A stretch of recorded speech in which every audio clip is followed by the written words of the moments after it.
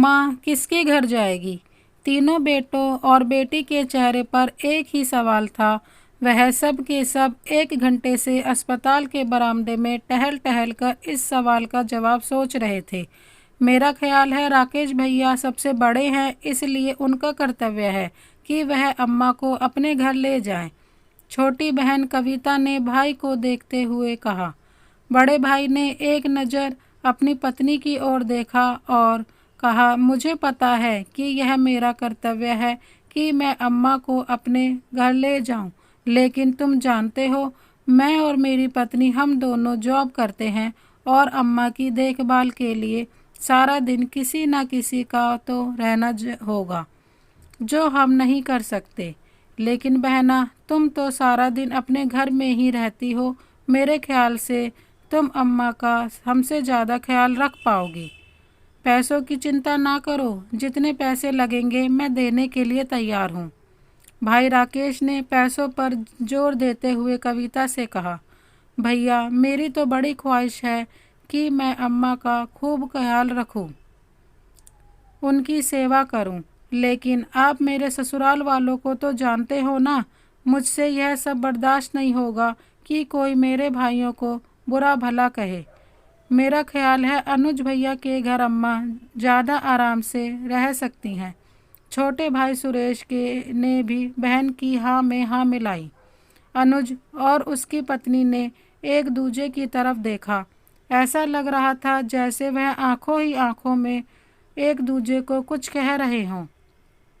उसके बाद अनुज ने कहा, तुम सब तो जानते हो ना, हमारे घर में अम्मा का दिल नहीं लगता।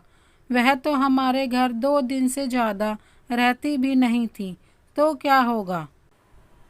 अम्मा को कौन अपने घर रखेगा?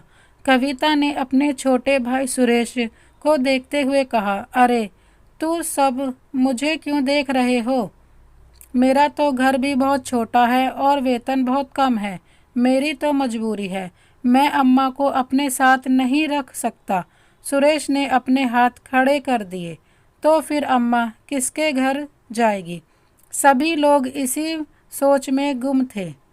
क्या आप सब वार्ड नंबर 2 की पेशेंट के रिश्तेदार हैं? नर्स ने बाहर आते हुए पूछा। सब घबरा उठे। जी जी, हम ही हैं, आपको डॉक्टर वार्ड में बुला रहे हैं। वे सब दौड़ते हुए वार्ड में गए।